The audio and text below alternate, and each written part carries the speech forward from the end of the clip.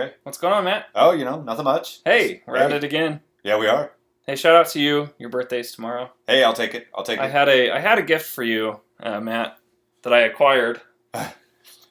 You were gonna give me. I was going to give you something. I wanted to share some love. Hopefully that you and your boy could play and relate to and enjoy.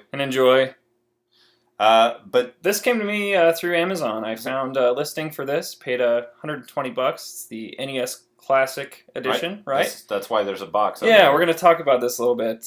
Paid $120 for this guy. This is a different type of review. This is one where we're not going to talk about the function of the system whatsoever. Not at all. More like the improper functions. Right. And given my background, Nick, I have kind of a checkered past, sort of a mixed bag of small-time offenses and whatnot. So, this could actually, it might be appropriate, given that most large crime syndicates, they got to make money somehow. Yeah. Well, this is one of the ways. And I had this feeling, I opened this, I got this today, Matt, and I was like, perfect timing. Let's do this. I had to open it up, of course, test it out. This thing looked, and I was almost convinced, this is legit.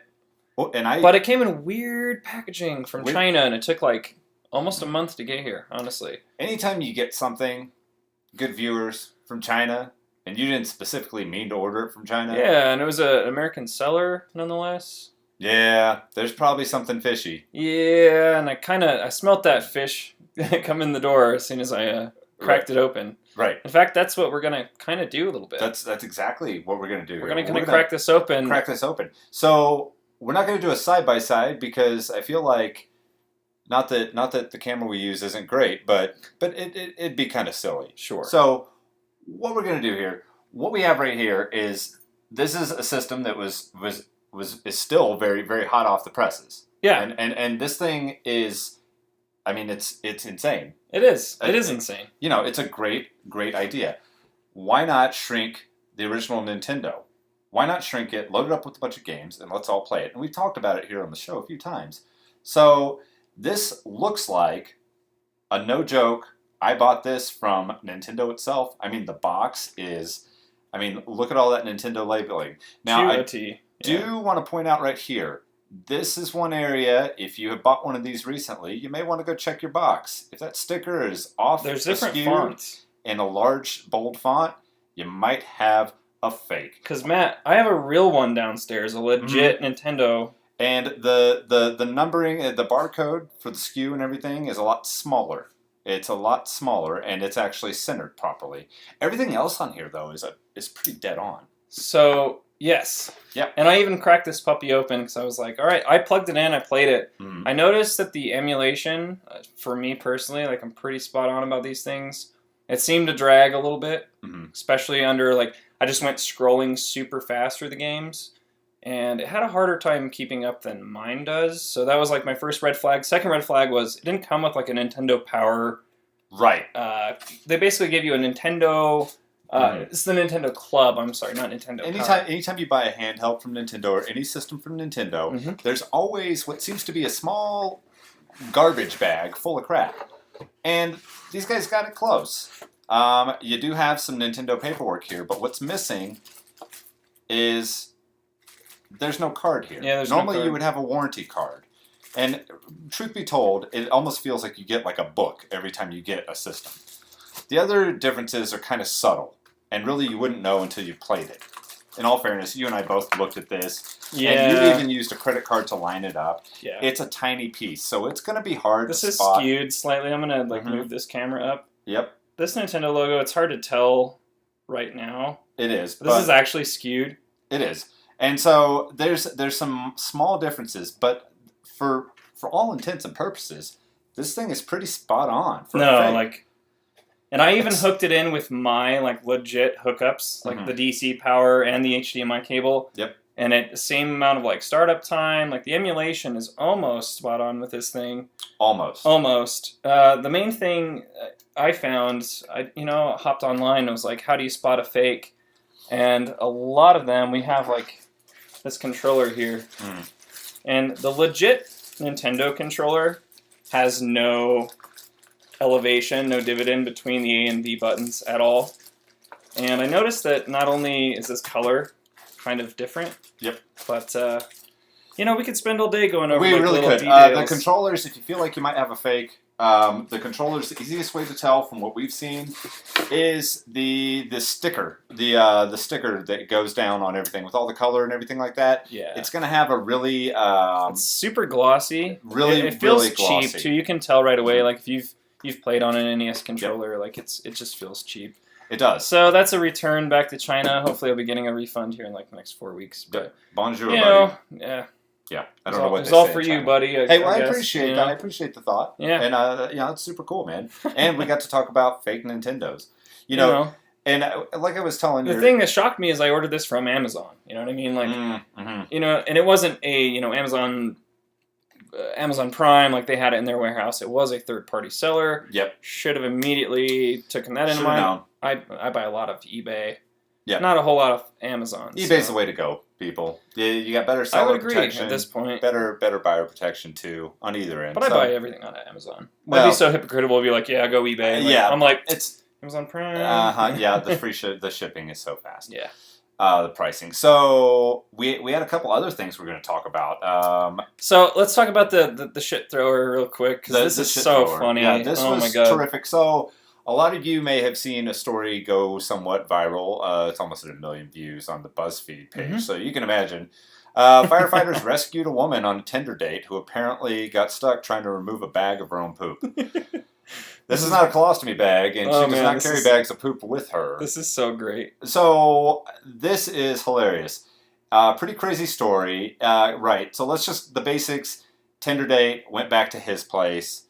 The little missus... I'm going to go to the bathroom real quick. Yeah, the little missus went to... Now, I'm sure both male and female viewers alike could share embarrassing stories, or what it's like that first time you go over to your significant others to drop deuce.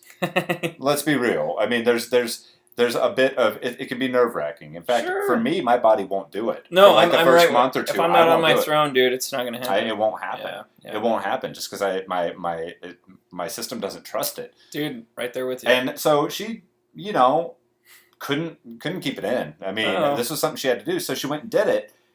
And he's all, let's go to Western Sizzlin' for dinner. Yeah, I know, right? So she couldn't quite. The toilet wouldn't flush, which is the worst feeling in the world. Outside of maybe it clogging and overflowing. You would think if you're gonna have a date over, you'd make sure your toilet flushes. You'd think. Well, in all fairness, I mean, they didn't get down to like how much toilet paper was deployed on this evening. Right. She probably handled this in a diplomatic way, and they're probably saving.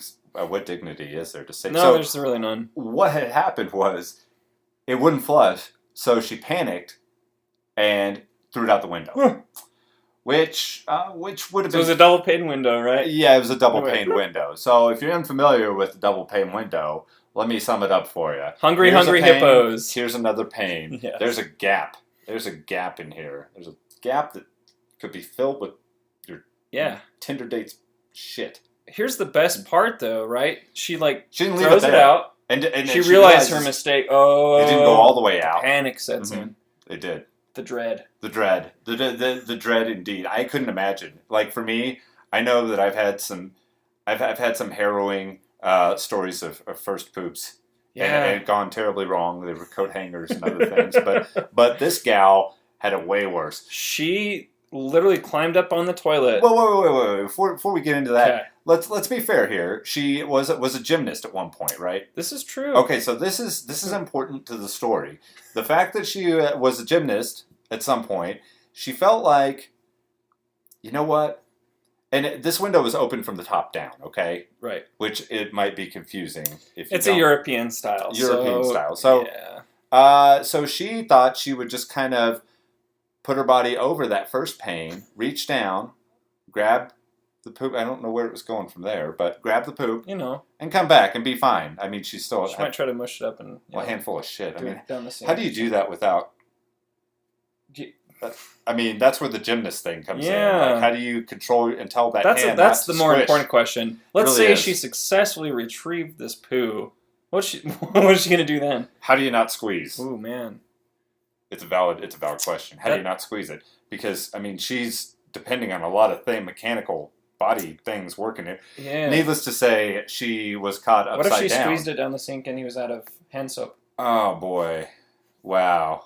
And then he's like, ooh, my shoulders are sore. Can you get in here? You got to figure she would have left at this point, and that's what she was wanting to do. Yeah. And sadly, she could not leave without the help of Avon Fire and Rescue.